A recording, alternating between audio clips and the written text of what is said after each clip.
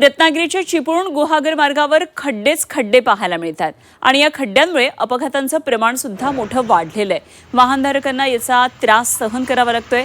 गणेशोत्सवापूर्वी हा रस्ता दुरुस्त करावा अशी मागणी इथले नागरिक करतात। रस्त्यांची नेमकी अवस्था काय आहे जाणून घेतलंय, त्याचा आढावा घेतला आमचे प्रतिनिधी रवींद्र कोकाटे यांनी।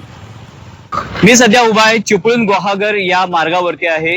या मार्गाची पूर्णतः चाळण झालेली आपल्याला पाहायला मिळते। आपण सध्याची स्थिती बघितलं तर ठिकठिकाणी खड्डे आहेत। या खड्ड्यातनच या नागरिकांचा प्रवास आहे तो सध्या सुरू असलेला आपल्याला पाहायला मिळतोय। हा जो रस्ता आहे हा सार्वजनिक बांधकाम विभागाकडे आहे। आपण बघतोय या ठिकाणची रेलचेल आहे ती मोठ्या प्रमाणात आहे।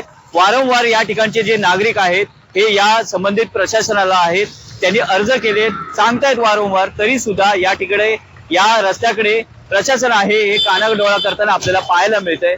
ऐन गणपती उत्सव आहे तो तोंडावरती आहे, त्यामुळे इकडे गुहागरच्या दिशाकडे येणाऱ्या चाकरमान्यांची संख्या आहे ती मोठ्या प्रमाणात आहे। या ठिकाणी महाविद्यालय आहे, कॉलेजेस आहेत। या ठिकाणी आपण जर बघितलं तर बस सुद्धा मोठ्या प्रमाणात ज्या आहेत या बसची सुद्धा रेलचेल होताना आपल्याला पाहायला मिळते।